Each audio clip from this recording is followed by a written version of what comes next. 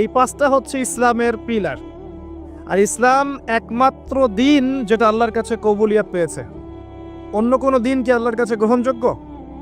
এর উত্তর কে দিবে? আল্লাহই দেখ, আল্লাহ পাকের কাছেই শোনেন।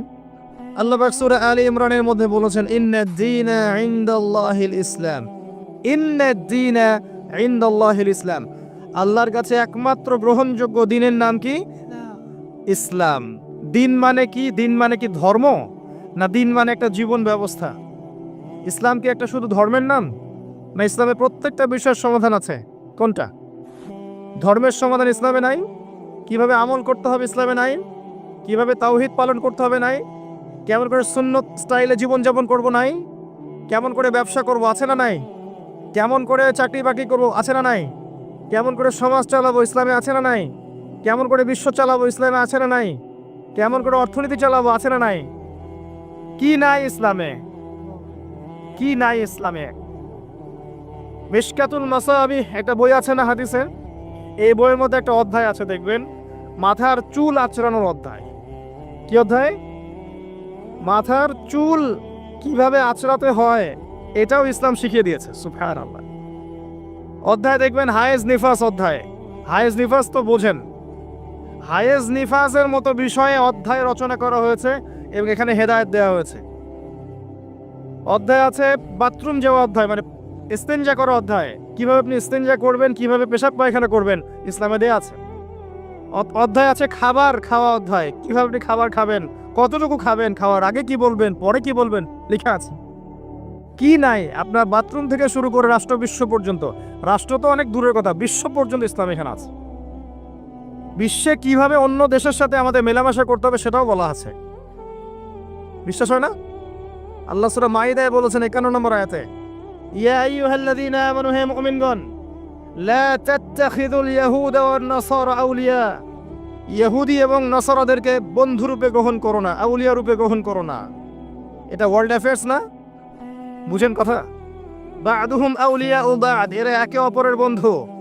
বিশ্বের মধ্যে একটা শক্তি আছে না একে অপরের বন্ধু, ইহুদি খ্রিস্টানদের, যারা প্যালেস্টাইন দখল করে আছে, এদেরকে জায়নিস্ট বলা হয়। আল্লাহ পাক এদের সাথে বন্ধুত্ব করতে নিষেধ করেছেন। তাহলে কোরআনের মধ্যে ভূ রাজনৈতিক বিষয় নাই? কি নাই? সব আছে। একজন মানুষ বিশ্বাস করে কোরআনের সব আছে, হাদিসের সব আছে, ইসলামের সব আছে, কিন্তু আমল করতে গিয়ে পারে না। এই ব্যক্তিকে আল্লাহ পাক মাফ করতে পারেন না? পারেন ইনশাআল্লাহ। আরেকজন ব্যক্তির বিশ্বাসই হয় না যে ইসলামে সব আছে, সে মনে করে ইসলাম এই যুগে চলে না ওই যুগে চলতো, সে মনে করে যে ইসলামে কোরআনে সবকিছু নাই, আংশিক বিষয় আছে। এগুলো আমরা ডিল করব। ভূরাজনৈতিক প্রেক্ষাপট, অর্থনীতি, সামাজিক নীতি, পলিটিক্স, এগুলো আমরা ডিল করব। ইসলাম হচ্ছে তসবিহ, তাহলিল, জিকির, আজগারের নাম। কিছু মানুষ এমনটাও মনে করে, আছে না? এদের জন্য জাহান্নামের আগুন ছাড়া কোনো জায়গা নাই, কোশ্চিন কালেও না। একজন ব্যক্তির আকীদা যদি ঠিক না হয়, তার আমল কোনো কাজে দিবে না। আর একজন ব্যক্তির আকীদা ঠিক আছে, ইসলামের সব আছে, কোরআনের সব আছে, হাদিসের সব আছে, আমি মানতে পারি না। আমি দুনিয়ার কারণে হোক, অন্যান্য চাপের কারণেই হোক, আমার বিভিন্ন স্বার্থের কারণেই হোক, আমি মানতে পারছি না, কিন্তু আমি বিশ্বাস করি যে সব ইসলামে আছে। একে আল্লাহ পাক মাফ করতে পারেন, পারেন না? ইনশাল্লাহ পারেন। অতএব আকীদা পরিষ্কার করেন। আল্লাহ বলছেন, ইন্নাদ-দীনা ইনদাল্লাহিল ইসলাম, একমাত্র দিন আল্লাহর কাছে গ্রহণযোগ্য সেটা হলো ইসলাম। কথা বলেন। ইসলাম অর্থ কি? আত্মসমর্পণ। ইয ক্বালা লাহু রাব্বুহু আসলিম, যখনই তার রব তাকে বলেছেন আত্মসমর্পণ করো, ক্বালা আসলামতু লিরাব্বিল আলামিন, তিনি বলেছেন আমি জগৎসমূহের প্রতিপালকের নিকটে আত্মসমর্পণ করলাম। এই ব্যক্তিকে ইব্রাহিম আলাইহিস সালাম। যখনই আল্লাহ বলেছেন আত্মসমর্পণ করো, তিনি বলেছেন আত্মসমর্পণ করলাম। তিনি তো আমাদের নাম রেখেছেন মুসলিম, তাই না? হুয়া সাম্মাকুমুল মুসলিমিন। আল্লাহ বলছেন সন্তানকে আর তার মাকে রেখে আসো কাবা ঘরের পাশে, মরুভূমিতে, জনমানব শূন্য জায়গায়। তিনি বলছেন না যে আল্লাহ এর পিছনে যুক্তি কি, ওকে রেখে আসবে এর পিছনে দর্শন কি, এর পিছনে বৈজ্ঞানিক ব্যাখ্যা কি? জিজ্ঞাসা করেছেন? ইব্রাহিম আলাইহিস সালাম জিজ্ঞাসা করেছেন, রেখে এসেছেন। একবার আল্লাহ পাক বলেছেন সন্তানকে জবাই করে দাও, ইব্রাহিম আলাইহিস সালাম বলেছেন কি জন্য জবাই করব আল্লাহ, বাচ্চা মানুষ, এর পিছনে যুক্তি কি আল্লাহ, এর পিছনে দর্শন কি, বৈজ্ঞানিক ব্যাখ্যা কি? জিজ্ঞাসা করেছেন? যখন আল্লাহ যে আদেশ করেছেন আসলামতু লিরাব্বিল আলামিন, আমি আত্মসমর্পণ করলাম, সারেন্ডার, এর নাম ইসলাম। প্রত্যেকটা বিষয়ের পিছনে যুক্তি থাকবে, দর্শন থাকবে, বিজ্ঞান থাকবে, কিন্তু এগুলোর সীমাবদ্ধতা আছে, আল্লাহর জ্ঞানের কোনো সীমাবদ্ধতা নাই। কথা কি বুঝতে পারছেন? একটু কথা ধরতে হবে। ইসলাম আত্মসমর্পণের নাম। আত্মসমর্পণের মধ্য দিয়ে শান্তি অর্জন করা। একজন ব্যক্তি যদি আত্মসমর্পণ না করে শান্তি পাবে? শান্তি পাবে না, ওর ভিতরটা অস্থির হয়ে থাকবে। যখন সে আল্লাহর প্রতি পূর্ণ বিশ্বাসী হবে যে আল্লাহ পাকের প্রতিটা বিধানই আমার কল্যাণের জন্য, তখন দেখবেন মনে শান্তি চলে এসেছে। আর যদি অশান্ত থাকে, না এটা ঠিক হতেও পারে, নাও হতে পারে, সংশয়বাদী হয়, বুদ্ধিবাদী হয়, বা অভিজ্ঞতাবাদী হয়, বা সমন্বয়ী মতবাদে বিশ্বাস করে, বা অন্যান্য দার্শনিক মতবাদগুলোতে বিশ্বাস করে, ভোগবাদী হয়, বস্তুবাদী হয়, দেখবেন সে মনে শান্তি পাবে না। ইসলাম মানে কি ভাই? আত্মসমর্পণের মাধ্যমে শান্তি অর্জন করা। আল্লাহ পাক যদি আপনাকে বলেন 5 ওয়াক্ত সালাত পড়তে হবে, আপনাকে জিজ্ঞাসা করবেন কেন পড়বো, যুক্তি কি? বিজ্ঞান কি এর পিছনে জিজ্ঞাসা করবেন? যুক্তি বিজ্ঞান দর্শন সব সমস্যার সমাধান দিতে পারে? পারে? আমরা তো মনে করি পারে। যুক্তি বিজ্ঞান দর্শন সমস্ত সমস্যার সমাধান দিতে পারে? এত সহজ? আমরা যে বেঁচে আছি, আমাদের দেহের মধ্যে একটা রূহ আছে, আছে? আত্মা আছে? আত্মার সংজ্ঞা দিতে পেরেছে বিজ্ঞান, দর্শন, যুক্তি দিতে পেরেছে? আত্মা কাকে বলে, কত প্রকার, কি কি, কঠিন না তরল না বায়বীয় বলতে পেরেছে? সুবহানাল্লাহ। অথচ আত্মা বলে কি কিছু নাই? এই যে গাছের প্রাণ আছে, এই প্রাণ একটা রূহ না, আত্মা না? একটা পিঁপড়ার মধ্যে আত্মা আছে না? একটা পশু পাখির মধ্যে আত্মা আছে না? কিছু একটা তো আছে যার জন্য জীবিত আছে। যখন ডেড তখন কিছু একটা নাই যেটা তার মধ্যে ছিল। কি ছিল না? আত্মা, রূহ, সোল, এটা সংজ্ঞা দিতে পারবে? পারবে না। ফিলোসফিতে আমরা যতগুলো তত্ত্ব পড়েছি, কেউই আজ পর্যন্ত আত্মার সঠিক ডেফিনেশন দিতে পারে নাই। যাই হোক, ওইদিকে আমি যাচ্ছি না। মূল বিষয়টা হচ্ছে, ইসলামের প্রত্যেকটা বিষয়কে আপনি যুক্তি বিজ্ঞান দর্শন দিয়ে প্রমাণ করতে পারবেনই জরুরি না, কারণ এগুলোর সীমাবদ্ধতা আছে। আল্লাহর ওহীর কোনো সীমাবদ্ধতা নাই। এগুলোর জ্ঞান সসীম, আল্লাহর জ্ঞান অসীম। কথা কি বুঝতে পারছেন? আল্লাহর জ্ঞানে সবকিছু ধরে, আমাদের বুদ্ধিতে সবকিছু কখনোই ধরবে না। ধরতে পারলে তো আমরাই রব হয়ে যেতাম। নাউজুবিল্লাহ। ইসলাম ছাড়া অন্য দিন চলবে কিনা প্রশ্ন, উত্তর আল্লাহ দিচ্ছেন সূরা আলে ইমরানের মধ্যেই।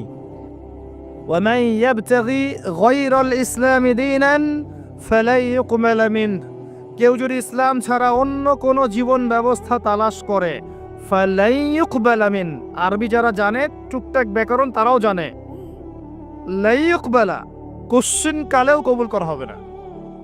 কখনো হবে এমন না, ফালাই ইউকবালা কোশ্চিন কালেও কবুল করা হবে না, ফুল স্টপ। কেউ যদি ইসলাম ছাড়া অন্য কোনো জীবন ব্যবস্থা তালাশ করে, ইসলাম ছাড়া অন্য কোনো তন্ত্র মন্ত্র দর্শন ইত্যাদি তালাশ করে, এগুলোর মধ্যে সবকিছু সমাধান খোঁজে, এগুলোর আনুগত্য করে, আল্লাহ বলছেন কোশ্চিন কালেও ওর কাছ থেকে কোনো আমল কবুল করা হবে না। ওয়া হুয়া ফিল আখিরাতি মিনাল খাসিরিন, এবং পরকালে সে ব্যক্তি খাসিরিন, ক্ষতিগ্রস্তদের অন্তর্ভুক্ত হবে ইনশাআল্লাহ তাআলা। বেস কি ইসলামের? ভিত্তি কি? কোরআন এবং হাদিস। যদি কেউ বলে আমি কোরআন মানি হাদিস মানি না, সুস্পষ্ট কাফের। কেউ যদি বলে আমি কোরআন মানি নবীর হাদিস মানি না, সুস্পষ্ট কাফের, কোনো সন্দেহ নাই। সন্দেহ আছে? কোরআন এবং হাদিস এই দুটো পিলারের উপরে দাঁড়িয়ে আছে ইসলাম। ইজমা কিয়াস আছে, কিন্তু মূল থিম হচ্ছে কোরআন এবং হাদিস, এর উপর দাঁড়িয়ে আছে ইসলাম। এটাই একমাত্র দিন আল্লাহর কাছে যেখানে সমস্ত বিষয়ের সমাধান আছে। এর বাইরে অন্য কোনো দিন কেউ যদি খোঁজে, কোশ্চিন কালেও কবুল করা হবে না। এবং আরো একটা শর্ত আছে, কোরআন এবং হাদিস যেভাবে নবীজি বুঝেছেন, তার সাহাবীরা বুঝেছে, ওইভাবেই বুঝতে হবে, নতুন কোনো বুঝ চলবে না। কথা কি বুঝতে পারেন নাই? কোরআন এবং হাদিসের কিছু ব্যাখ্যা আছে না, এই ব্যাখ্যাগুলো নিজে মন করা করব না নবীর ব্যাখ্যা নিব? একটা আয়াত আছে কোরআনের মধ্যে, তোমরা সেহরি করো, পানাহার করো, যতক্ষণ না সাদা সুতা কালো সুতা থেকে আলাদা করা যায়। এখন কি আপনি রাতের বেলা সুতা নিয়ে বসে থাকবেন আর খাওয়া দাওয়া করবেন? কি করবেন? সাদা সুতা কালো সুতা পার্থক্য না করা পর্যন্ত কি খাওয়া দাওয়া করবেন? কি বুঝিয়েছেন আল্লাহ পাক এখানে? এই ব্যাখ্যাটা কে দিবে? আমি দিব না নবী দিবেন? একজন সাহাবী সুতা নিয়ে বসে আছেন, খাওয়া দাওয়া করছেন, এদিকে সুবহে সাদিক পার হয়ে গেছে। নবীজি পরে ডেকে বুঝালেন আসলে এর ব্যাখ্যা এটা নয়, এখানে আল্লাহ পাক রাতের অন্ধকার আর সুবহে সাদিক বুঝিয়েছেন, সাদা সুতা কালো সুতা। কে ব্যাখ্যা করলেন? নিজে স্বয়ং নবী সাল্লাল্লাহু আলাইহি ওয়াসাল্লাম। আরবি জানার পরেও, আরবি জাতীয়তাবাদে থাকার পরেও, আরবি ভাষা বোঝার পরেও সাহাবী ব্যাখ্যা করতে পারলেন না। আর এত সহজ আপনি অনুবাদ পড়ে ইসলামের ব্যাখ্যা করে ফেললেন। অনুবাদ পড়েই, তাফসির পড়ে কোরআন হাদিস নতুন নতুন মন গড়া ব্যাখ্যা করা শুরু করলেন। কোরআন এবং হাদিসের ওই ব্যাখ্যাই নিতে হবে যে ব্যাখ্যা সাহাবী করেছেন অথবা নবী সাল্লাল্লাহু আলাইহি ওয়াসাল্লাম করেছেন, প্রমাণিত। তাদের থেকে আসতে হবে। নিজের মন গড়া কোনো ব্যাখ্যা চলবে না, তবে ইস্তেহাদ চলবে। কি চলবে? ইস্তেহাদ মানে একটা মাসআলা দেয়া আছে, এই মাসআলার আলোকে আপনি অন্যান্য মাসআলা বের করতে পারবেন। যেমন আল্লাহ পাক বলেছেন মাদক খেও না, মাদক খেও না, এটা হারাম, ছেড়ে দাও। আচ্ছা, এখন এখানে তো কোরআনে তো সিগারেট শব্দ নাই, এখানে তো ইয়াবা শব্দ নাই, এখানে তো এই যে ফেন্সিডিল শব্দ নাই, গাঁজা শব্দ নাই, আফিম নাই, যেগুলো আপনাদের এখানে চাষ হয়, তাই না? তামাক নাই, এগুলো নাই। কোরআনে যেহেতু নাই তাহলে খাওয়া যাবে। ব্যাপারটা কেমন? কোরআনে মূলনীতি দেয়া আছে না? এখন যে কোনো বস্তুই যাই মাদকতা সৃষ্টি করবে সেটাই হারাম। সিম্পল। এই যে ইস্তেহাদ করলেন আপনি, এটার অপশন আছে, এর দরজা খোলা আছে, কিন্তু নতুন মন গড়া ব্যাখ্যা চলবে না। অন্যান্য সমস্ত ধর্মের ভালো ভালো জিনিসগুলোকে নিয়ে নতুন একটা ধর্ম চালু করলেন আর সবাইকে ওইদিকে ডাকছেন। এইসব তন্ত্রমন্ত্র ইসলাম বিশ্বাস করে না। চূড়ান্ত সঠিক রিলিজিয়ন ইসলাম, এখানে সমস্ত কিছু সমাধান আছে, এখানেই সব কিছু আছে, এর বাইরে কিছু নাই। হ্যাঁ, ইসলামের কল্যাণের সাথে যদি কোনো কিছু মিলে যায় ওই বিষয়টা নিতে আমাদের কোনো আপত্তি নেই, কিন্তু কোরআন সুন্নাহর মূল নীতির সাথে কোনো কিছু যদি না মেলে সেটা মানতে মুসলিমরা কোশ্চিনকালেও বাধ্য নয়। এবং তালগোল পাকিয়ে সমস্ত ধর্মের কিছু নিয়ে একটা নতুন ধর্ম তৈরি করার অধিকার আল্লাহ কাউকে দেন নাই। এটা একটা প্রবৃত্তির দাসত্ব, নতুন ধর্ম। এটা একটা মানব সৃষ্ট ধর্ম। যে ব্যক্তি এগুলোতে বিশ্বাস করবে সে ইসলাম থেকে খারিজ হয়ে যাবে ইনশাআল্লাহ তাআলা। ওয়া হুয়া ফিল আখিরাতি মিনাল খাসিরিন। খুব সতর্ক থাকবেন। কোরআন সুন্নাহে যা আছে চূড়ান্ত, এর বাইরে কিচ্ছু নাই হকের, এর বাইরে আসলে কিছু নাই, এটাই চূড়ান্ত। যদি কোনো কিছু মিলে যায় কোরআন সুন্নাহর সাথে মানতে আপত্তি নাই, যদি না মেলে মুসলিম না মানাই তোমার জন্য ওয়াজিব, না মানাই তোমার জন্য ফরজ। আল্লাহ পাক বোঝার তৌফিক দান করুন, আমিন। আর একটা বিষয় হচ্ছে, এই ইসলাম কি নতুন কোন ধর্ম কিনা? উত্তর জি না। সৃষ্টির শুরু থেকে শেষ পর্যন্ত ইসলামই আছে, এর বাইরে কিছু নাই। আদম আলাইহিস সালাম মুসলিম ছিলেন, ইব্রাহিম আলাইহিস সালাম মুসলিম ছিলেন, নবী মুসা আলাইহিস সালাম বনু ইসরাইলের নবী, ইহুদিদের নবী, তিনি মুসলিম ছিলেন। ঈসা ইবনে মারইয়াম নাসারাদের নবী মুসলিম ছিলেন। মুহাম্মদ সাল্লাল্লাহু আলাইহি ওয়াসাল্লাম মুসলিম ছিলেন। যত নবী রাসূল এসেছেন সবাই একটা ধর্ম নিয়ে এসেছেন, এর বাইরে কোনো ধর্ম নিয়ে আসেন নাই। কিন্তু এক একটা রিলিজিয়ন ছিল এক একটা অঞ্চলের জন্য, একটা সম্প্রদায়ের জন্য, নির্দিষ্ট সময়ের জন্য, স্থান এবং কালের জন্য। কিন্তু কোরআন এবং সুন্নাহ সমস্ত মানব জাতির জন্য। সুবহানাল্লাহ। এই কোরআন এবং সুন্নাহ শুধু মুসলিমদের সম্পত্তি নয়, এটা সমস্ত মানব জাতির সম্পত্তি। তো এটা যদি কেউ মনে করে যে ইসলাম নতুন ধর্ম, মুহাম্মদ সাল্লাল্লাহু আলাইহি ওয়াসাল্লাম নিজে এটা প্রবর্তন করেছেন, এ ডাহা মিথ্যাবাদী। ইসলাম চির প্রাচীন, চির নতুন, চির আধুনিক। কথা কি বুঝতে পারছেন? ইসলাম নতুন কোনো ধর্ম নয়। একদম নূহ থেকে শুরু করে, আদম থেকে শুরু করে মুহাম্মদ সাল্লাল্লাহু আলাইহি ওয়াসাল্লাম পর্যন্ত সবাই একই দাওয়াত দিয়ে গেছেন, কুলু লা ইলাহা ইল্লাল্লাহ তুফলিহুন। তোমরা সবাই বলো লা ইলাহা ইল্লাল্লাহ, আল্লাহ ছাড়া কোনো ইলাহ নাই, সফল হয়ে যাবে ইনশাআল্লাহ। ওয়া লাকাদ বাআসনা ফি কুল্লি উম্মাতির রাসূলা আন ইবুদুল্লাহ ওয়াজতানিবুত তাগুত। আল্লাহ বলছেন আমি প্রত্যেকটা সম্প্রদায়ে নবী পাঠিয়েছি, রাসূল পাঠিয়েছি এই দুইটা দাওয়াত দিয়ে, আল্লাহর ইবাদত করো, তাওহীদে থাকো, শিরক করো না, আর তাগুতকে বর্জন করো, আল্লাহ বিরোধী শক্তিগুলোকে বর্জন করে দাও। এটাই ছিল দাওয়াতের মূলনীতি। সবাই একই দাওয়াত নিয়ে এসেছে, সবাই মুসলিম ছিলেন। তাহলে সমস্যা হলো কিভাবে? সমস্যা হলো এভাবে, যখন একজন নবী ইন্তেকাল করেছেন তার পরবর্তীতে তার কওম আস্তে আস্তে আস্তে আস্তে ধর্মগ্রন্থকে বিকৃত করা শুরু করেছে। এখন হাদিসের নামে অনেক জাল হাদিস নাই, আছে না? অনেক জাল হাদিস, তারপরে অনেক উল্টাপাল্টা হাদিস মানুষ বলে বেড়াচ্ছে না, যেগুলো কোনোদিন শোনেন নাই জীবনে, আছে না? তো আল্লাহ পাক কোরআন সংরক্ষণ করেছেন, কোরআনের মধ্যে কেউ একটা চুল পরিমাণ ঢুকাতে পারবে না, বের করতে পারবে না। হাদিসের নামে অনেকেই জালিয়াতি করেছে, করে নাই? এখানে যদি এই সমস্যা হয় তাহলে আগের ধর্মগ্রন্থগুলোর কথা চিন্তা করেন, চিন্তা করে দেখেন। মানুষ এভাবে নিজেদের স্বার্থে, কখনো ধর্মের স্বার্থে, কখনো দলের স্বার্থে, কখনো রাজনৈতিক স্বার্থে, কখনো ইহুদি খ্রিস্টানদের প্ররোচনায় বিভিন্ন রকম তন্ত্রমন্ত্র শুরু করেছে এবং শরীয়তকে বিকৃত করার চেষ্টা করেছে। এটা শুরু থেকেই ছিল, এভাবেই আস্তে আস্তে ধর্মগুলো বিকৃত হয়েছে। যখনই একটা ধর্ম বিকৃত হয়েছে, আসমানি কিতাবকে বিকৃত করা হয়েছে, আল্লাহ পাক নতুন নবী পাঠিয়েছেন, নতুন আসমানি কিতাব পাঠিয়েছেন। কিন্তু কিয়ামত পর্যন্ত কোরআন এবং হাদিসের বাইরে নতুন কোনো কিতাব আসবে? আর কোনো নবী আসবেন? এবার আসেন যে টপিকটা দিয়েছেন ওখান থেকে কথা বলি। নবী সাল্লাল্লাহু আলাইহি ওয়াসাল্লাম বলেছেন কিয়ামতের আগে শেষ জামানায় 30 জন ভণ্ড নবীর আগমন ঘটবে। কতজন? তার মধ্যে 4 জন হবে মহিলা। 4 জন কি হবে? মহিলা। 30 জন ভণ্ড নবীর আগমন ঘটবে কিয়ামতের আগে আগে। একজন তো আমাদের কন্টিনেন্টেও আছে, আছে না? নাম বলবো? নাম বলতে আমার ঘৃণা লাগে, এই জন্য নাম বলি না। মুহাম্মদ সাল্লাল্লাহু আলাইহি ওয়াসাল্লামের পরে কেউ যদি নবুয়ত দাবি করে এবং কেউ যদি তাদেরকে অনুসরণ করে এবং এই ধর্মে কাউকে দীক্ষিত করায়, কোনো সন্দেহ নাই এ ব্যক্তি সুস্পষ্ট কাফের। যদি মুসলিমদের হাতে পলিটিক্যাল পাওয়ার থাকতো, এদের বিরুদ্ধে যুদ্ধ ঘোষণা করতে হতো। আফসোস এখন আমাদের হাতে সেসব ক্ষমতা নাই। যাদের হাতে আছে তারা এই বিষয়গুলো খুব একটা বোঝে না, কারণ ধর্ম আর রাজনীতি তারা আলাদা করে ফেলেছে। ধর্ম একদিকে, পলিটিক্স আরেক দিকে। আপনি পলিটিক্যাল লাইফে পলিটিক্স করবেন আর ধর্মীয় লাইফে আপনি ধার্মিক থাকবেন। এটা আমাদের এখন নতুন একটা তত্ত্ব। চলতে থাক, দেখা যাক কতদিন পর্যন্ত এগুলো চলতে পারে।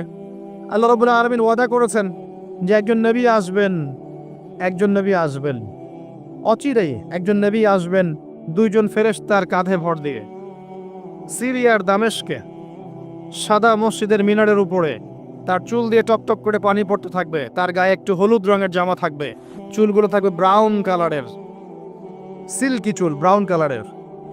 তিনি হচ্ছেন নবী ঈসা আলাইহিস সালাম, মারিয়াম আলাইহিস সালামের সন্তান নবী ঈসা আলাইহিস সালাম, যাকে ওয়ামা কাতালুহু ওয়ামা সালাবুহু। ইহুদিরা যতই বলুক তারা তাকে হত্যা করে নাই, তারা তাকে ক্রুশবিদ্ধও করে নাই, বাল রাফাআহুল্লাহু ইলাইহি, বরং আল্লাহ তাকে তার কাছে তুলে নিয়েছেন। সুবহানাল্লাহ। এবং তিনি তাকে পাঠাবেন কি জন্যে? কারণ শেষ জামানায় ঈসা ইবনে মারিয়াম এই জেরুজালেম থেকে সারা বিশ্বকে শাসন করবেন এই কারণে, এবং তার হাতে আল্লাহ রাব্বুল আলামিন মসিহুদ দাজ্জালকে হত্যা করাবেন। একজন নবী, এর হাতে বিশ্বের ইতিহাস শেষ হবে, অন্য কারো হাতে শেষ হবে না। এই বিশ্বের ইতিহাসটা শেষ হবে একজন নবীর হাতে।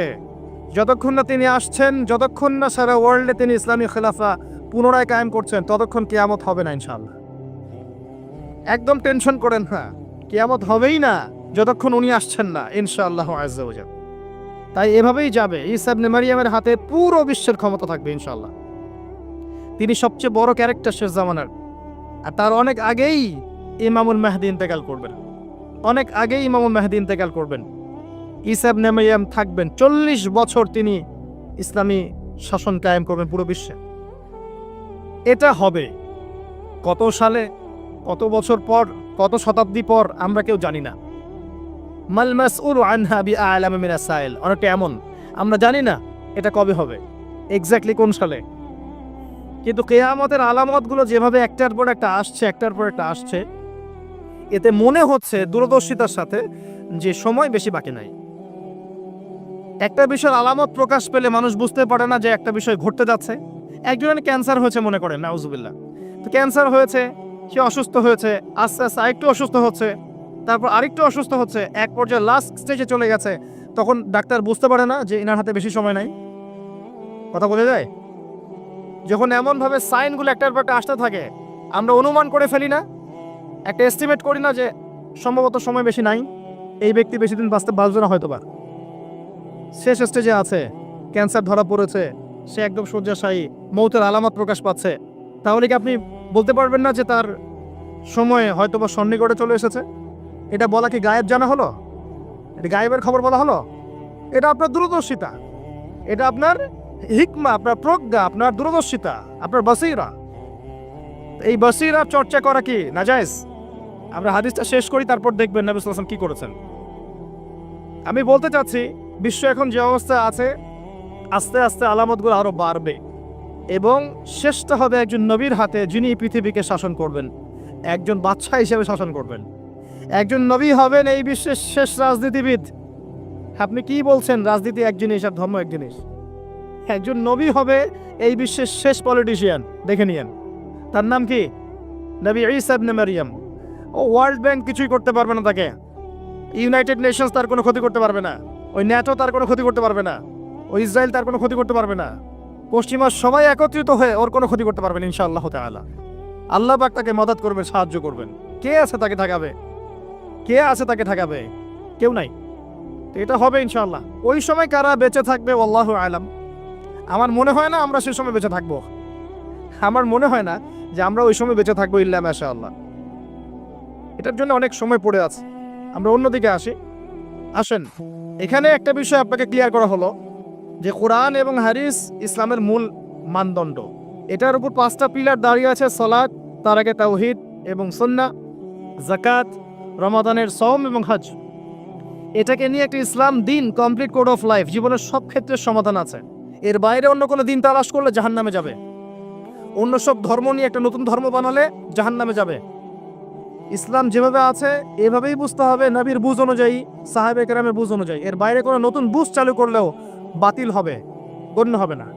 যদি তুমি আল্লাহকে দেখতে না পারো তাহলে জেনে রেখো, ওয়াইল্লাম তাকুন তারা ফাইন্নাহু ইয়ারাক, যে আল্লাহ পাক তোমাকে দেখছেন, এই চেতনা লালন করো।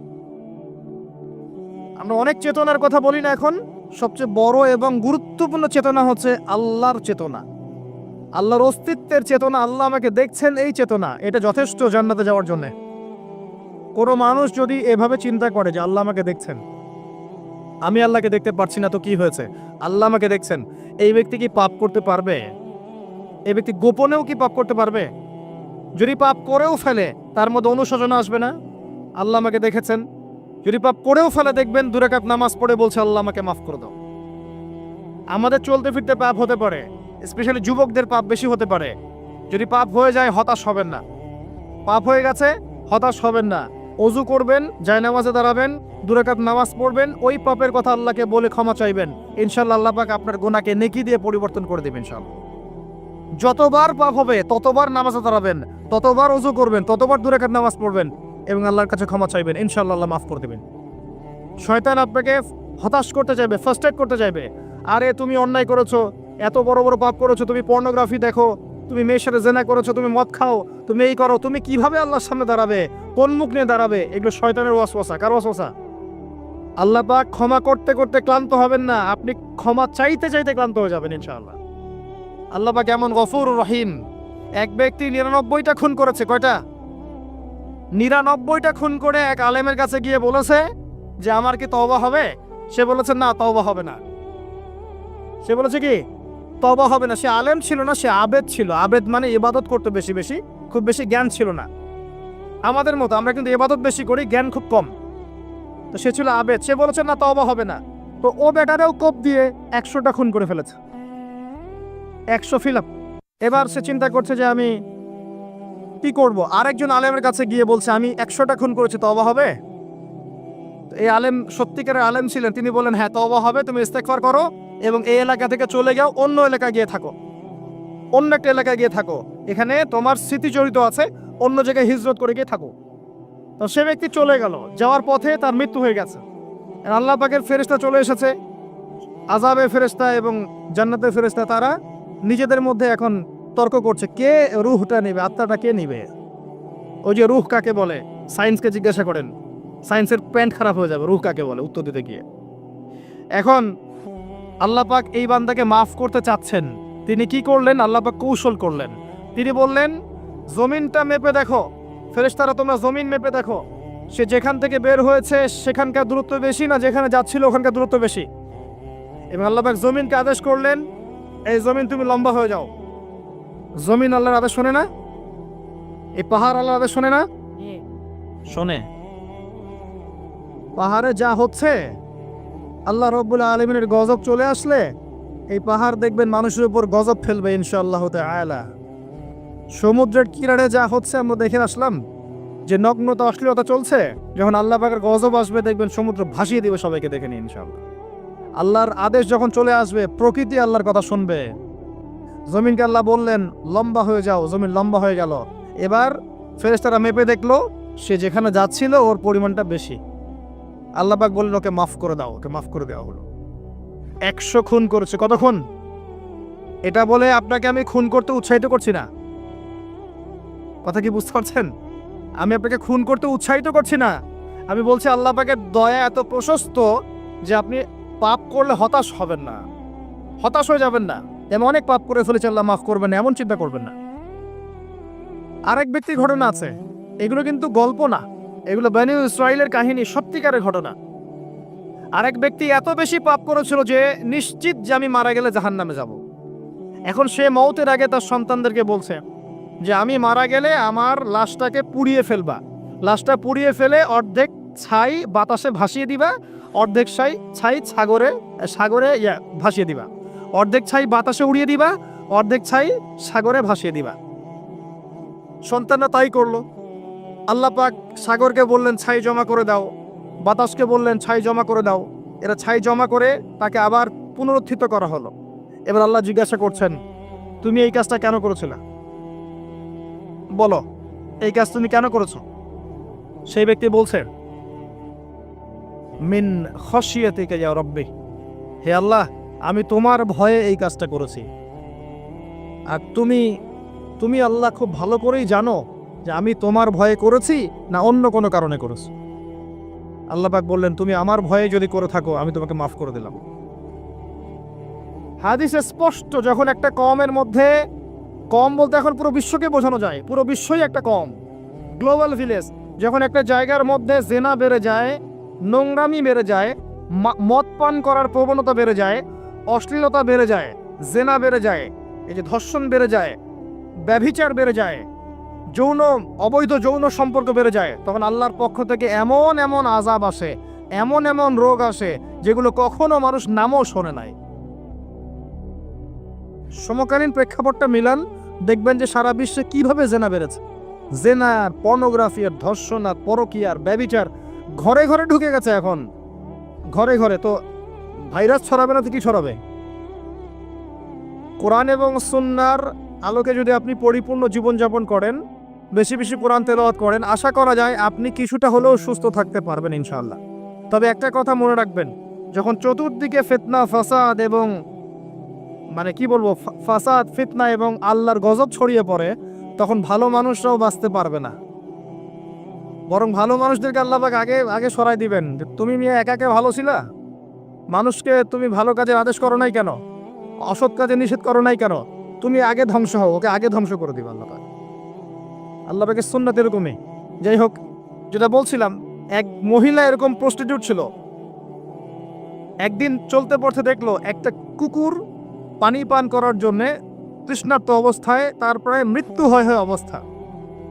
তখন সেই মহিলা তার মোজাটা খুলে একটা কূপের নিচে নামিয়ে দিয়ে সেখান থেকে পানি উঠালো, উঠিয়ে এই কুকুরকে পানি পান করালো। আল্লাহ পাক এই ব্যভিচারী মহিলাকে, এই কুকুরকে পানি পান করানোর ওসিলায় মাফ করে জান্নাতে দিয়ে দিয়েছে।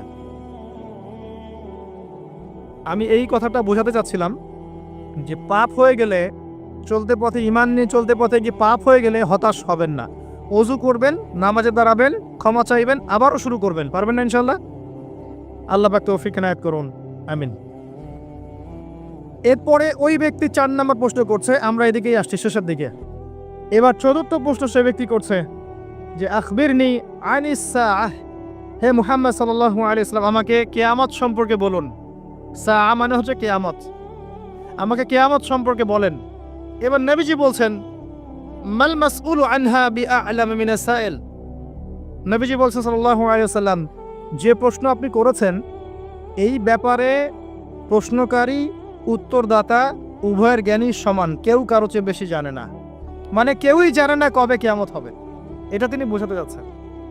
এবার সেই ব্যক্তি আরো একটা প্রশ্ন করছে, ফাখবিরনি আন আমারাতিহা, যদি আপনি এক্স্যাক্টলি বলতে না পারেন কোন দিন কিয়ামত হবে, তাহলে অন্তত এতটুকু বলেন যে কিয়ামতের আলামতগুলো কি কি, যেটা আপনারা প্রশ্ন করেছেন আমাকে, যেটা আপনাকে আমি টপিক দিয়েছেন, কিয়ামতের আলামতগুলো কি কি, এটা প্রশ্ন করেছেন এই ব্যক্তি নবী সাল্লাল্লাহু আলাইহি ওয়াসাল্লামকে।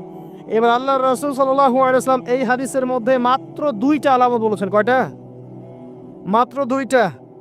আলামত কিন্তু শত শত আছে, নবীজি মাত্র 2টা বলেছেন, জীবনের শেষের দিকের হাদিস এটা। 1 নাম্বার তিনি বলেছেন ওয়ান তালিদাল আমাতু রাব্বাতুহা, যখন তোমরা দেখবে, হে মানব জাতি, যখন তোমরা দেখবে যে দাসী তার মনিবকে জন্ম দিচ্ছে, দাসী তার মালিককে জন্ম দিচ্ছে, দাসী তার মালিককে জন্ম দিচ্ছে, আপনি কি কিছু বুঝলেন দাসী কেমন করে তার মালিককে জন্ম দিবে? কিভাবে দিবে? কিভাবে তার মালিককে জন্ম দিতে পারে? কয়েকটা ব্যাখ্যা আছে, আমি 3টা ব্যাখ্যা আপনাকে বলছি। 1 নাম্বার ব্যাখ্যা হচ্ছে, এটা হচ্ছে উল্টা বোঝানো হচ্ছে, উল্টা। দাসী মনিবকে জন্ম দেয় না সচরাচর। শেষ জামানায় কিয়ামতের আগে আগে সমাজে ন্যায় অন্যায়, ভালো মন্দ, হক বাতিল ইত্যাদির মানদণ্ড উল্টে যাবে। মানুষ ন্যায়কে মনে করবে অন্যায়, অন্যায়কে মনে করবে ন্যায়। মানুষ সত্যকে মনে করবে মিথ্যা, মিথ্যাকে মনে করবে সত্য। সত্যবাদীকে বলবে মিথ্যাবাদী, মিথ্যাবাদীকে বলবে পরম সত্যবাদী।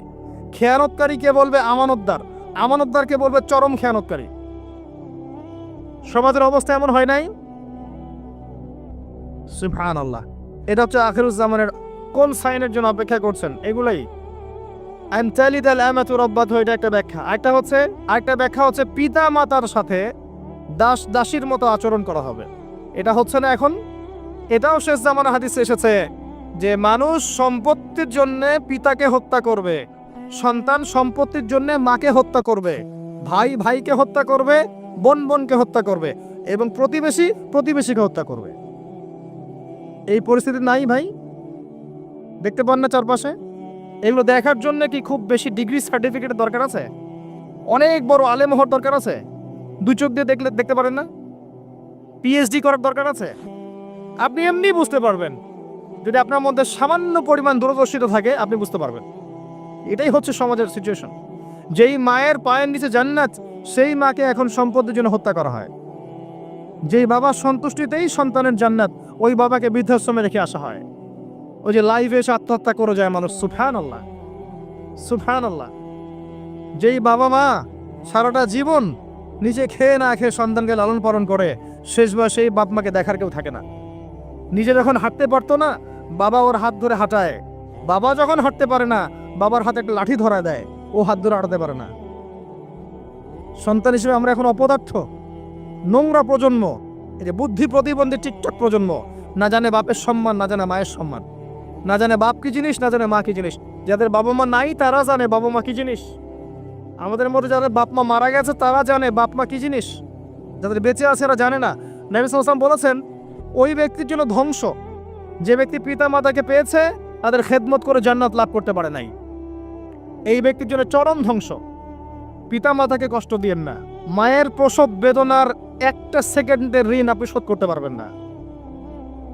লুকমান আলাইহিস সালাম তার সন্তানকে বলছেন, ইয়া বুনাই লা তুশরিক বিল্লাহি ইন্নাশ শিরকা লাযুলমুন আযীম ওয়া ওয়াসাইনাল ইনসানা বিওয়ালিদাইহি হুসনা। তোমার পিতামাতার সাথে ভালো আচরণ করো। হামালাতহু উম্মুহু ওয়াহনান আলা ওয়াহন, তোমার মা তোমাকে কষ্টের পর কষ্ট লালন করে সহ্য করে এই যে প্রসব করেছে। অফিসালুহু ফি আমাইন, 2 বছর দুধ পান করিয়েছে। এই ঋণ শোধ করতে পারবে কেউ? আল্লাহ পাক আমাদেরকে বোঝার তৌফিক দান করুন। আল্লাহ পাক আমাদেরকে পিতামাতার খেদমত করার তৌফিক দান করুন, আমিন। আনতালিদাল আমাতু রাব্বাতুহা, দাসী মনিবকে জন্ম দিবে মানে দাস দাসীর মতো আচরণ করা হবে পিতামাতার সাথে। এটা এখনকার সাইন। আপনি এই বিশ্বের দিকে তাকান, দেখেন কি হচ্ছে। আরেকটা ব্যাখ্যা কি হতে পারে, এটা আমি এখন করতে পারবো। এই ব্যাখ্যা আজকে থেকে 500 বছর আগে করা সম্ভব ছিল না। সত্যি সত্যি দাসী মনিবকে জন্ম দিবে। কিভাবে? মনে করেন একটা রাষ্ট্রের নাম সিঙ্গাপুর। কি নাম? আচ্ছা, ওখানকার মেয়েরা খুবই আধুনিক, ফেমিনিস্ট। ফেমিনিস্ট মানে হচ্ছে নারীবাদী। নারী পুরুষের কোনো ভেদাভেদ নাই, কাঁধে কাঁধ মিলিয়ে সব করবো, ওকে ফাইন। এখন তারা তাদের কেরিয়ারের পিছনে ছোটে। সকালবেলা উঠেই জব এবং চাকরি, কেরিয়ার ইত্যাদি ইত্যাদি। বিয়ে শাদী করেছে, ফর্মালিটিস করতে হয়। কেউ কেউ আবার ওই লিভ টুগেদার থাকে, কেউ কেউ মেয়ে মেয়েকে বিয়ে করে ইত্যাদি ইত্যাদি, কেউ ছেলে ছেলেকে বিয়ে করে, এমনও চলছে এখন আর কি। তো কেউ কেউ আবার ভুল করে বিয়ে করে ফেলেছে, এখন সন্তান হয়ে গেছে, একটা সন্তানকে তো মানুষ করার সুযোগ নাই, সন্তানকে ডে কেয়ার সেন্টারে দিয়ে এসেছে। আবার কারো কারো সন্তান নেয়ার মতো সময়ই নাই, ক্যারিয়ার নিয়ে ব্যস্ত। কথা বুঝতে পারছেন? সন্তান 7 মাস 9 মাস পেটে ধারণ করব, আবার এই সিজার বা নর্মাল ডেলিভারি আরো 2 বছর কষ্ট, ইত্যাদি ইত্যাদি। দরকার কি সন্তান নেওয়া? কি করা যায়? দরিদ্র দেশগুলো থেকে মেয়েকে হায়ার করা হোক। যেমন দরিদ্র দেশ মনে করেন যে আমাদের ধরেন মালদ্বীপ বা আমাদের শ্রীলঙ্কা বা আমাদের আফগানিস্তান বা আমাদের অন্যান্য যেগুলো দরিদ্র কান্ট্রি আর কি, ইন্দোনেশিয়া থেকে বেশি নেওয়া হয়, যেগুলোর মাথা পিছু অনেক কম। আচ্ছা, একটা দরিদ্র দেশের মেয়েকে নিয়ে এসে একজন পুরুষ স্পার্ম মানে শুক্রাণু, তার যে শুক্রাণুটা আছে এই শুক্রাণুটা বিশেষ পদ্ধতিতে ওই মেয়ের ওই ডিম্বাণুর সাথে মিলিত করে ইনজেক্ট করা হয়। আমি কি বোঝাতে পারছি? একটু বোঝার চেষ্টা করেন। শুক্রাণুটাকে নিয়ে মেডিকেল সায়েন্সের এখন অনেক পদ্ধতি আছে, এর মধ্য দিয়ে শুক্রাণু ডিম্বাণুকে একসাথে একত্রিত করে গর্ভের মধ্যে রেখে দেওয়া হয়। এবার এখানে বাচ্চা কনসেপ্ট করে, আস্তে আস্তে আস্তে বাচ্চা বড় হচ্ছে। কার পেটে বাচ্চা বড় হচ্ছে? ওই গরিব মেয়েটা। আর শুক্রাণু কার? ওই বড় লোকের। কথা বুঝতে পারছেন কি? যার স্বামী আর স্ত্রী দুজনে ব্যস্ত, সন্তান নেওয়ার ফুরসত নাই, স্ত্রীর সন্তান নেওয়ার ফুরসত নাই, স্ত্রী ব্যস্ত ক্যারিয়ারের পিছনে, ফ্যামিনিস্ট। এবার 9 মাস এই মেয়েটাকে খুব ভালো মতো খাওয়ানো হবে, ভালো খাওয়ানো হবে, ফ্রেশ পানি খাওয়ানো হবে, ফ্রেশ খাবার, একদম তত্তাজা একটা বাচ্চা চাই। 9 মাস পরে এই মেয়ে বাচ্চা খালাস করলো, সিজার হলো বা নর্মাল ডেলিভারি হলো। আর সিজার আজকে থেকে 100-200 বছর আগে ছিল না, নতুন একটা পদ্ধতি এসেছে, পেট কাটা হবে, বাচ্চা বের করে ফেলা হবে। সুবহানাল্লাহ। মনে হয় গরু, ছাগল, হাঁস মুরগির বাচ্চা হয়, মানুষের বাচ্চা সিজার ছাড়া হইতে পারে না। এটা যে শেষ জামানার হাদিসে আছে আপনাকে বললে আপনি বিশ্বাস করবেন? আখিরুজ্জামান, কিয়ামতের আলামতের যতগুলো হাদিস আছে এর মধ্যে একটা এরকম হাদিস আমি পড়েছি যে শেষ জামানায় মেয়েদেরকে ধরা হবে, ওদের পেট কেটে ফেলা হবে। আর কোন নিদর্শনের জন্য অপেক্ষা করছেন? শেষ জামানায় মেয়েদেরকে ধরা হবে। মেয়ে রাজি না থাকলেও বোঝানো হবে সিজার না করলে বাচ্চা বাঁচবে না। মেয়ে রাজি না থাকলেও, পরিবার রাজি না থাকলেও বোঝানো হবে বিজনেস যে সিজার না করলে আপনার মেয়েকে বাঁচানো যাবে না, আপনার সন্তানকে বাঁচানো যাবে না, পরিস্থিতি খুবই খারাপ। এমন ভাবে ব্রেইন ওয়াশ করা হবে, ভয়ে বাচ্চা, মা বলবে হ্যাঁ করেন, সিজার করেন, বাবা বলবে হ্যাঁ করেন, কোনো সমস্যা নেই, জানেন।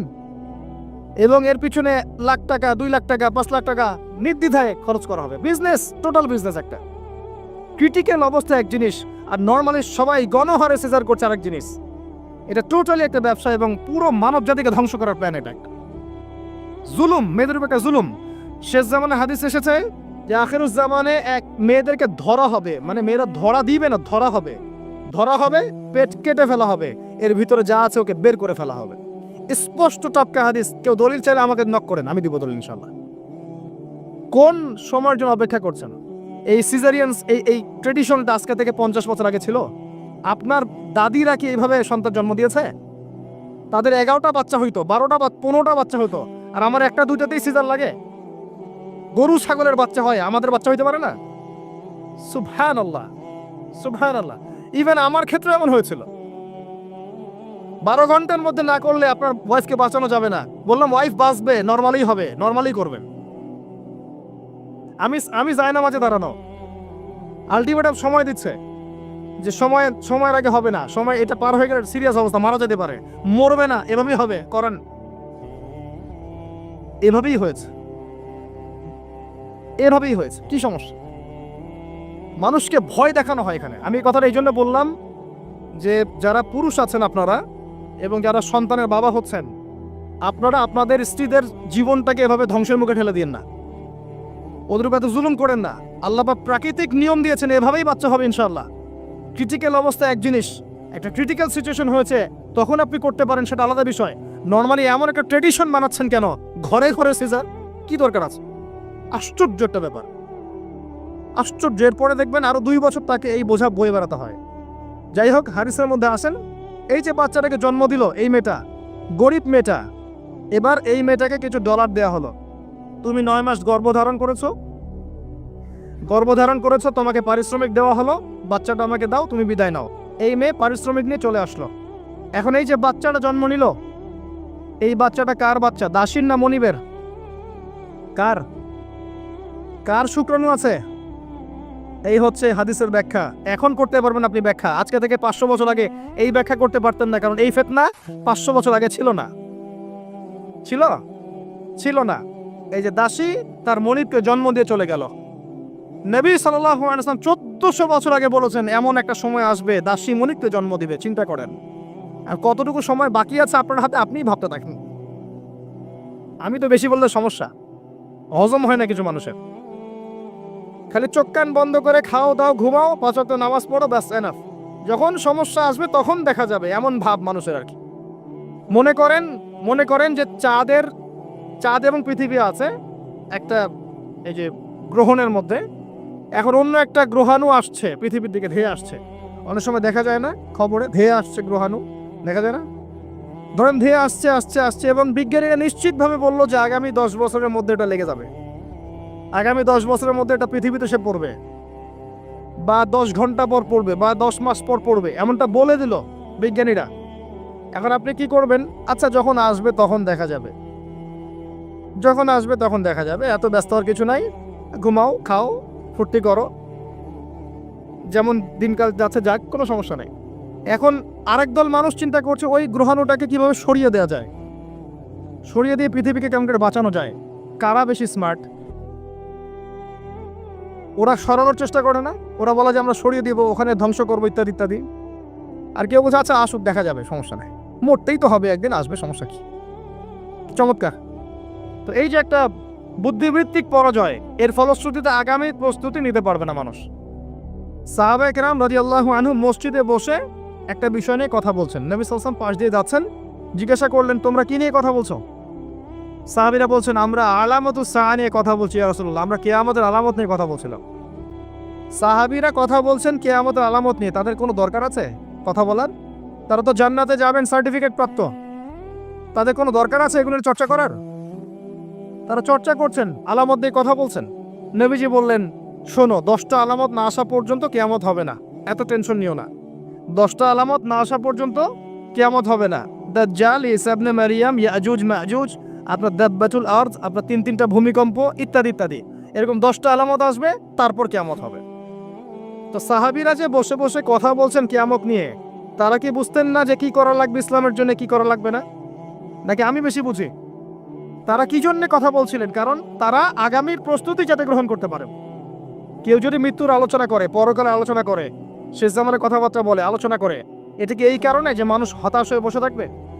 নাকি এই কারণে বরং তারা আরো উজ্জীবিত হোক এবং সময়টাকে কাজে লাগাক, আগামীর দিনগুলোকে ইবাদত করে কাটিয়ে দেখ? কোনটা উদ্দেশ্য? উদ্দেশ্য কোনটা? কিছু মানুষকে বোঝানো যায় না, কারণ লাহুম কুলুবুন লা ইয়াফকাহুনা বিহা, কলব আছে উপলব্ধি করে না। ওয়ালাহুম আযানুন লা ইয়াসমাউনা বিহা ওয়ালাহুম আ'য়ুনুন লা ইবসিরুনা বিহা উলাইকা কাল আনআম বাল হুম আদাল ফাউলাইকা হুমুল গাফিরুন। আমার আগের যে লেকচারার ছিলেন এই আয়াতটাকে তেলাওয়াত করেছেন না? শুনেন, আমি শুনছিলাম ওখান থেকে। তো এই ব্যক্তি জিজ্ঞাসা করছেন কিয়ামতের সাইন আলামত বলেন, নবীজি 2টার মধ্যে একটা বললেন, এটা দাসী তার মনিবকে জন্ম দিবে, যেটা আপনি এখন দেখতে পাচ্ছেন। 2 নাম্বার তিনি বলছেন, লিসেন, এই হাদিসে এটাই লাস্ট। 2 নাম্বার তিনি বলছেন ওয়ান তারাল হুফাতাল উরাতাল আলাতা রিয়া আশ-শাই ইয়াতাতাওয়ালুনা ফিল বুনিয়ান। যখন তুমি দেখবে যে সমাজের সবচেয়ে দরিদ্র শ্রেণীর মানুষ, যাদের পায়ে স্যান্ডেল ছিল না এবং গায়ে কোনো জামা ছিল না, পায়ে স্যান্ডেল ছিল না, কত দরিদ্র চিন্তা করেন, গায়ে জামা ছিল না, কত দরিদ্র চিন্তা করেন, এরা ইয়াতাতাওয়ালুনা ফিল বুনিয়ান, উঁচু উঁচু অট্টালিকা নির্মাণের প্রতিযোগিতা করবে। প্রতিযোগিতা, কম্পিটিশন। নির্মাণ করবে এটা বলা হয়নি, কম্পিটিশন করবে। তোমার 10 তো আমার 15, তোমার 15 আমার 20, তোমার 100 আমার 200, কম্পিটিশন করবে। আজকে থেকে 200 বছর আগে পৃথিবীর দিকে তাকান, পৃথিবীর এই প্রত্যেকটা শহর, বড় বড় নগরগুলোতে এত উঁচু উঁচু কনস্ট্রাকটিভ বিল্ডিং ছিল, এই প্রতিযোগিতা ছিল। সুবহানাল্লাহ। আর কোন সাইনের জন্য অপেক্ষা করছেন? এখন আপনাকে বলে, যে ব্যক্তির পায়ে স্যান্ডেল নাই, গায়ে জামা নাই, সে কিভাবে এটা করতে পারে? উত্তর দেন দেখি, কিভাবে সম্ভব বলেন? কে বলছেন? এক ভাই বলছেন সুদ। এক্স্যাক্টলি রাইট অ্যান্সার, সুদ। আপনি যান, সুদি লোন নেন, বিল্ডিং তোলেন এবং সারা জীবনের ঘানি টানতে থাকেন, লোনের ঘানি টানতে থাকেন, প্রতিযোগিতা করতে থাকেন। সুদের মধ্য দিয়ে বড় লোকের কোনো ক্ষতি হয় না, বড় লোক আরো ধনী হতে থাকে, সুদের মধ্য দিয়ে দরিদ্র আরো দরিদ্র হতে থাকে। ব্যাংক ওই যাকে লোন দিয়েছে ওর রক্ত চুষবে, আর এ যে লোন নিয়ে বাড়ি করেছে এ ভাড়াটিয়া রক্ত চুষবে। আর ভাড়াটিয়া ভাড়া দেওয়ার জন্য দুর্নীতির আশ্রয় নিবে, অসৎ পথে যাবে, সমাজের কাঠামোটা কলাপস করে ফেলবে। একটা প্রবলেমের সাথে আরো অনেক বিষয় জড়িত থাকে। এক নাম্বার হচ্ছে রিবা, যার মধ্য দিয়ে এটা করা সম্ভব। আর দুই নাম্বার হচ্ছে কি, আত্মসাৎ। অন্যের সম্পদ অন্যায়ভাবে আত্মসাৎ করতে পারলে আপনি রাতারাতি এই পর্যায়ে যেতে পারবেন ইনশাল্লাহ। অন্য পদ্ধতি আছে? একজন মানুষ হালাল খেয়ে হালাল খেয়ে হালাল পথে থেকে খুব সহজ এরকম 10, 20, 50 তলা বিল্ডিং করা খুব সহজ? এত সহজ না, এত সহজ না। এই হাদিসে নবী সাল্লাল্লাহু আলাইহি ওয়াসাল্লাম এই দুইটা আলামত বলেছেন। অন্যান্য হাদিসগুলো তিনি আরো অনেক কথা বলেছেন। ফর এক্সাম্পল, আমি কয়েকটা বলে শেষ করছি, বড় বড় কয়েকটা বলছি। ফর এক্সাম্পল, শিরিক বেড়ে যাবে। কি বেড়ে যাবে? শিরিক বেড়ে যাবে। ভণ্ড নবীদের আগমন ঘটবে, সময়গুলো সংক্ষিপ্ত হয়ে আসবে।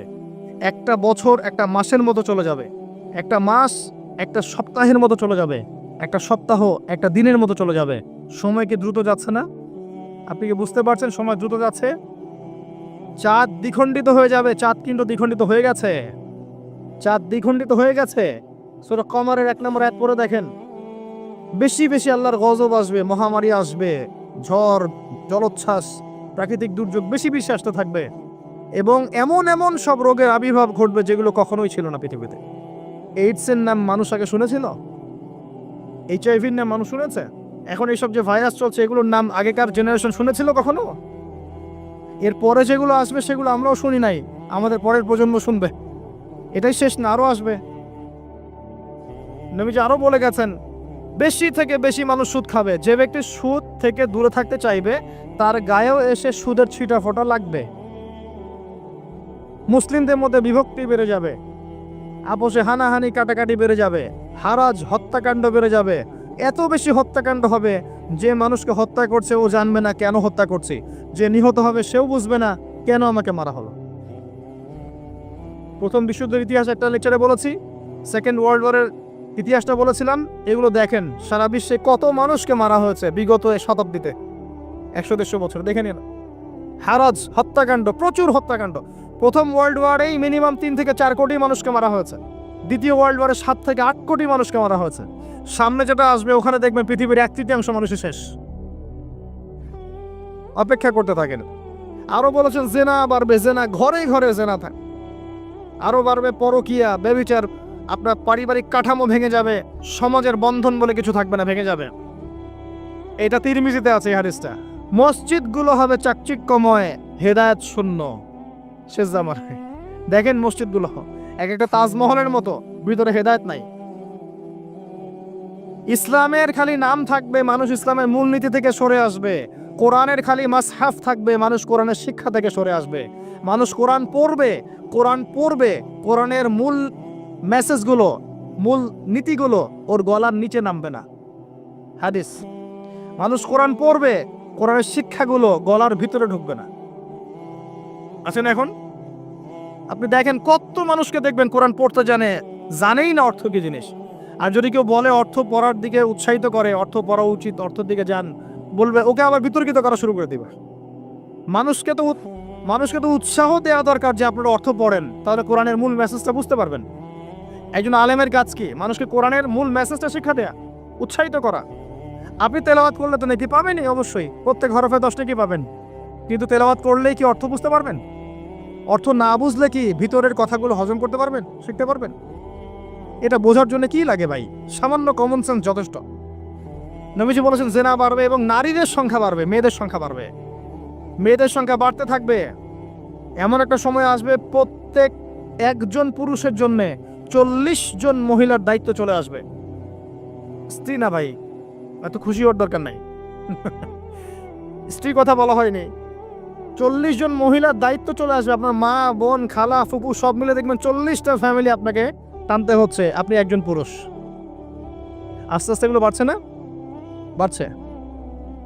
মহিলারা পুরুষদের পোশাক পরবে আর পুরুষেরা মহিলার পোশাক পরবে, এটা বড় সাইন। আরেকটা সাইন আছে যে মহিলারা এমন পোশাক পরে রাস্তাঘাটে ঘুরবে যেই পোশাক পরেও তারা নগ্ন থাকবে। নিসাউন কাসিয়াতুন আরিয়াহ মুইলাতুন মামিলাত। আখিরুজ্জামানে এক শ্রেণীর নারী বের হবে যারা পোশাক পরেও নগ্ন থাকবে, অন্যকে আকৃষ্ট করবে, অন্যর দিকে নিজেও আকৃষ্ট হবে। আপনাদের এখানে এই ট্রেডিশন নাই? বলতে থাকলে ভাই রাত শেষ হয়ে যাবে, আমি আলোচনা গুটিয়ে নেওয়ার চেষ্টা করছি।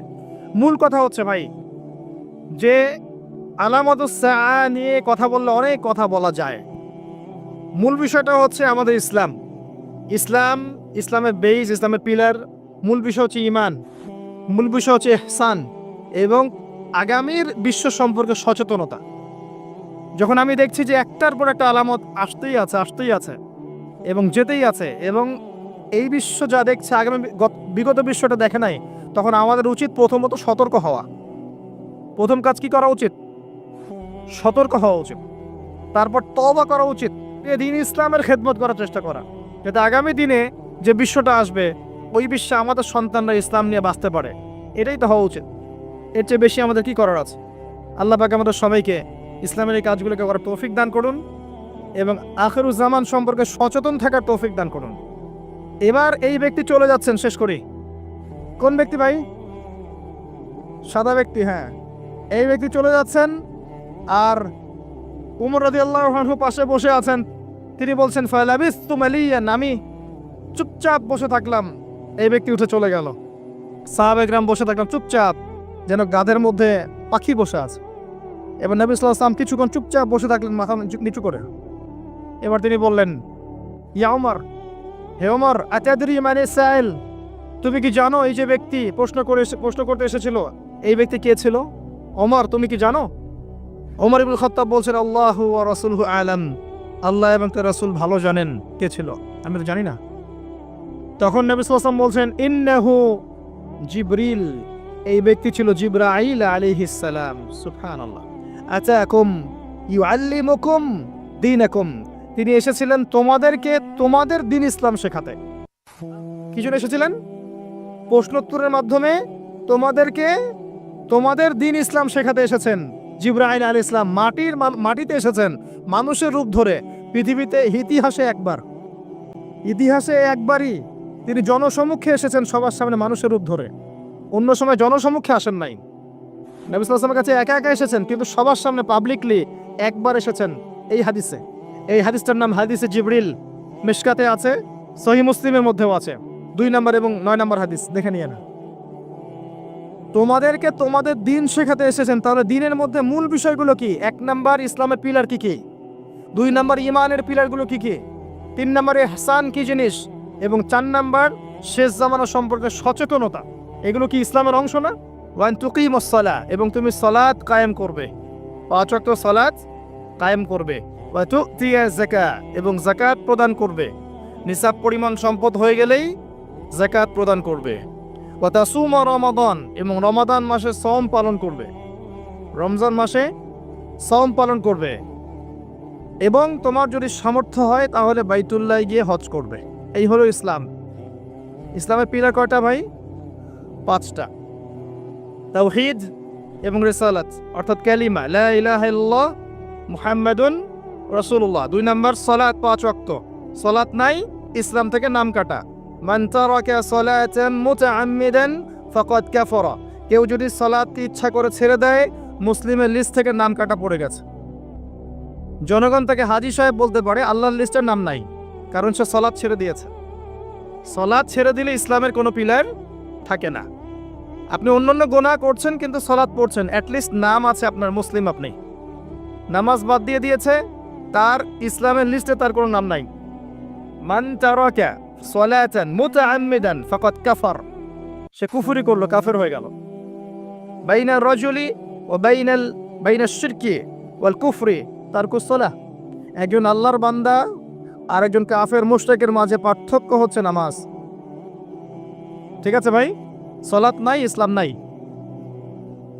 আচ্ছা, তারপরে বলেছেন যাকাত, তোমার নিসাব পরিমাণ সম্পদ হয়ে গেলে যাকাত প্রদান করবে। আপনার নিসাব পরিমাণ সম্পদ হয়ে গেলে, 1 বছর যদি সম্পদ আপনার কাছে থাকে, আপনাকে যাকাত প্রদান করতে হবে 2.5%। এটা হলো ইসলামিক অর্থনীতির মূল ভিত্তি।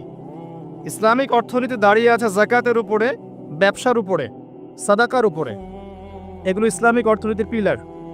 এর মধ্য দিয়ে টাকা পয়সা সবার হাতে হাতে ঘুরতে থাকে, কেউ চিরস্থায়ী গরিব হয় না, কেউ চিরস্থায়ী ধনীও হয় না, একটা সাম্য বজায় থাকে। আর কেউ ধনী হয়ে গেলেও তার সম্পদে গরিবের হক থাকে, যাকাত, তখন সেটা তাকে দিতে হয়। এভাবে ইসলামিক ইকোনমিক্স ঘুরতে থাকে। পক্ষান্তরে সুদের মধ্য দিয়ে এক শ্রেণীর মানুষ দিন দিন ধনী হতে থাকে, আর এক শ্রেণীর মানুষ দিন দিন গরিব হতে থাকে। এটা সুদের ফলাফল।